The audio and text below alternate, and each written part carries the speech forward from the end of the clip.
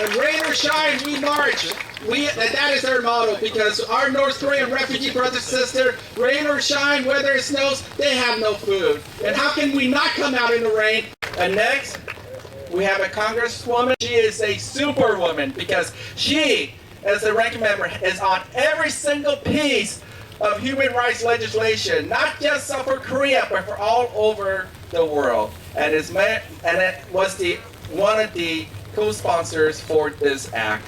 It is my honor and pleasure to introduce to you Congresswoman Ileana Ros-Lehtinen from Florida. Do we have any Florida people out there? Congresswoman, these are our interns who came all over the world just to hear your voice. Thank you so much. Wow, what a wonderful crowd. I cannot believe that you are here with all this rain. That shows that we've got the sun within us, and we've got the sunshine that we carry with us, because we're speaking the truth about what is going on around the world.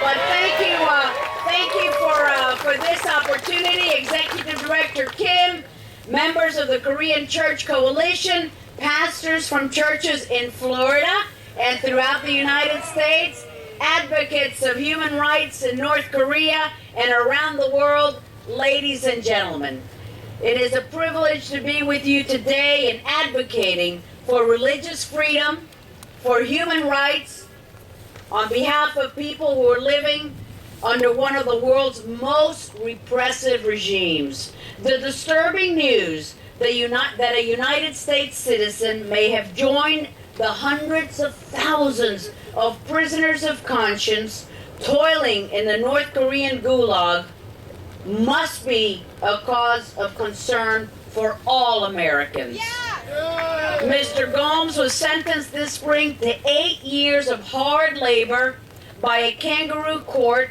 and has reportedly attempted to take his own life. And what was his supposed crime? Bearing witness to his Christian faith, as many of you are doing here today. The Obama administration must make the release of this American citizen from the North Korean gulag a top priority. Yeah! News reports indicate that a group of 10 North Korean refugees have been trapped inside the Japanese embassy in Beijing for 2 years because Chinese authorities refused to grant them permission to leave the country. It's time to tell Beijing, let these people go. Yeah! Let my people go. Let my people go. Let my people go.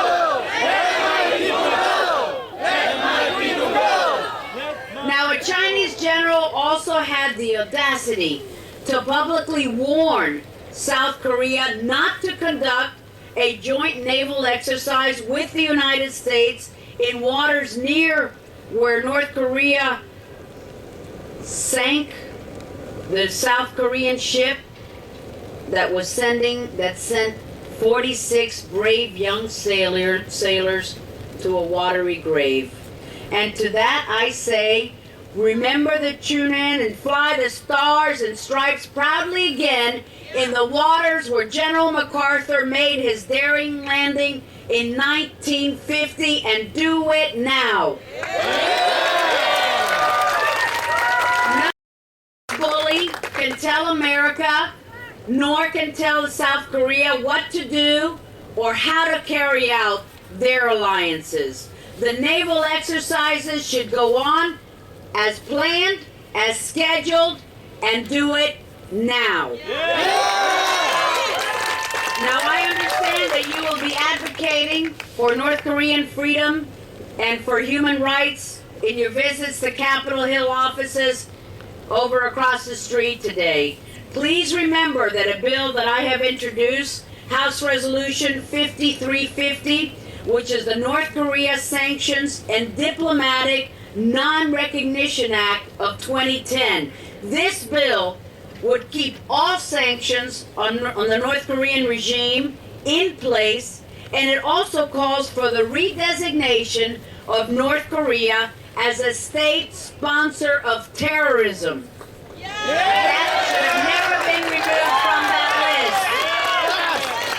list. And it demands this until a number of proliferation and human rights benchmarks are met. Now I want you to hear what my question is, and if you agree with me, you say, yes, we can. Can we call a regime which murders 46 young sailors in cold blood a state sponsor of terrorism? Yes, we can. Can we call a regime which ships weapons to violent Islamic extremist organizations in the Middle East, threatening U.S. forces and our allies, a state sponsor of terrorism? Yes, we can! Can we call a regime which sends an assassination team to Seoul to kill a leading dissident a state sponsor of terrorism? Yes, we can! Can we call a regime which kidnaps, murders a Christian pastor for helping refugees on the Chinese border a state sponsor of terrorism? Yes, we can! Can we call a regime which helps the Syrian regimes with its nuclear program a state sponsor of terrorism? Yes, we can! And yes, we must. Yeah. If a regime which kills believers of their faith, which starves its own people while selling unconventional weapons, which hunts down refugees, if that regime is not a state sponsor of terrorism, then please tell me who in the world is.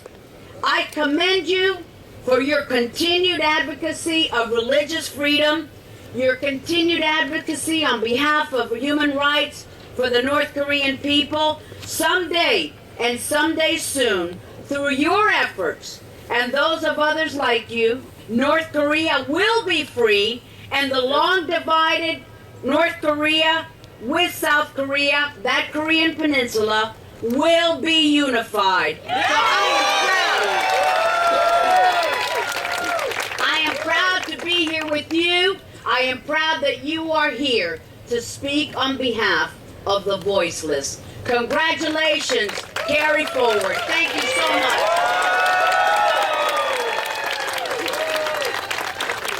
Congressman, yesterday, or 2 days ago, we mentioned to Congressman Royce. Thank you. Thank you very much. And then I came from Toronto.